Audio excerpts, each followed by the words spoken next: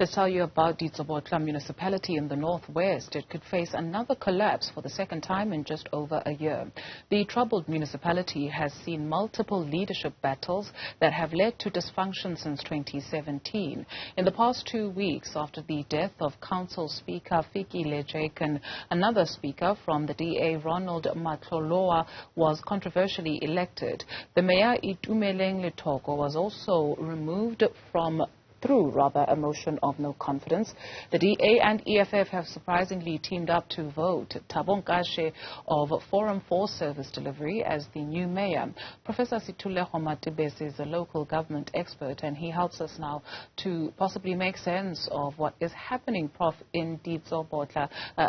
This, again, what should we understand about the latest coming through?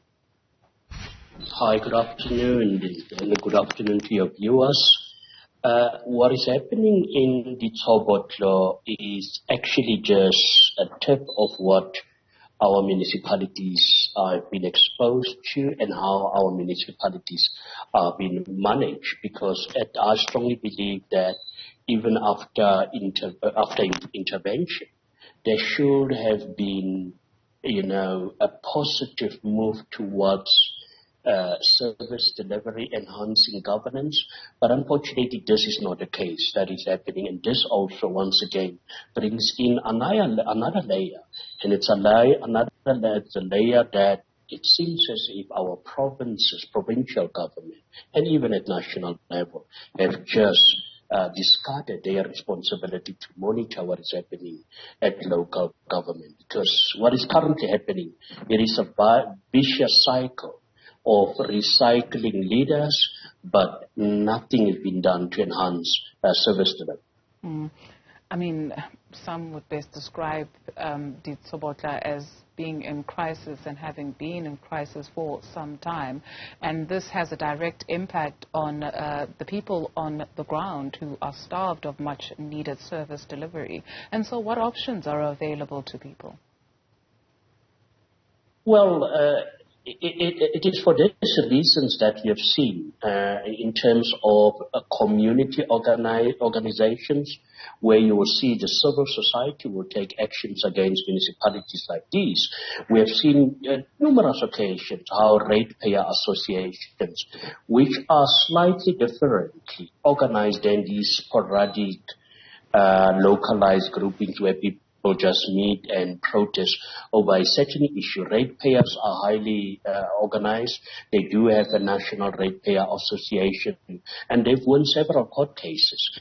But we've also seen the response from provincial governments, whether it's in Northwest, in the Free State to say, but it seems as if these organizations are now challenging, democratic institutions like municipalities.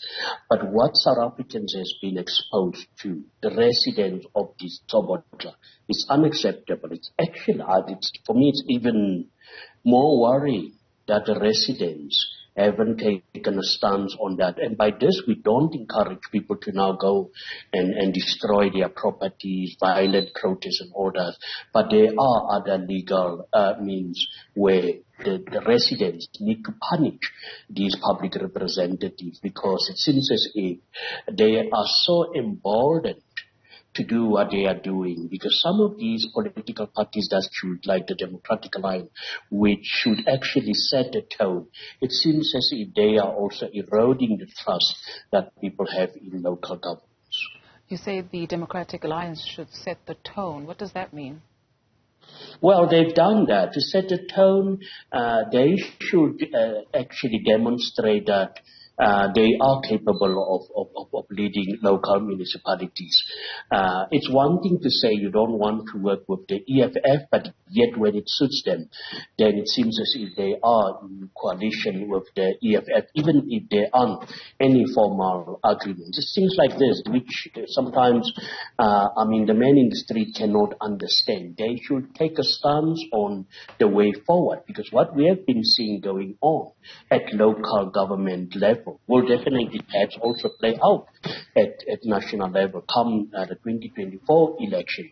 But there are parties which I would think they are very sober-minded, and I strongly believe that the Democratic Alliance is also one of those political parties, and they need to set the tone in these municipalities, even if they don't have the majority.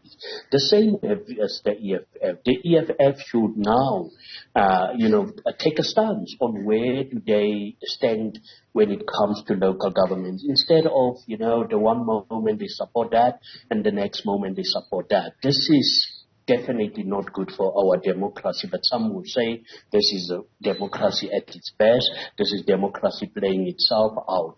But we all know each day that we have all these chaos that is taking place in our local government system.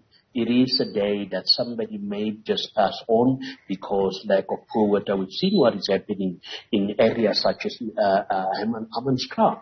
It's when we throw away our responsibility to monitor what is happening at local government level, we just as well leave the resident, and most of them sometimes are vulnerable. The most vulnerable communities are left on their own, and that is also unacceptable. And perhaps that's where the moral, the ethical issues should come in to say, but the way our local councillors are conducting themselves, is it to the advantage of the residents or to the disadvantage or to their own advantage? And these are the things that is playing out in the Ditsobotla, and I strongly believe by now there should have been much more stronger intervention or strategic intervention from provincial and even at the national.